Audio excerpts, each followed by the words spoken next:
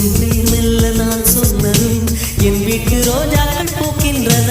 ஒரு நாள் உனை காணாவிடில் எங்கே உன் அன்பென்று கேட்கின்றன. நீ வந்தால் மறுகணம் விடியும் என் வானமே. மழையில் நீ நனைகையில் எனக்கு காய்ச்சல் வரும். வெயிலில் நீ நடக்கையில் எனக்கு வேலை வரும்.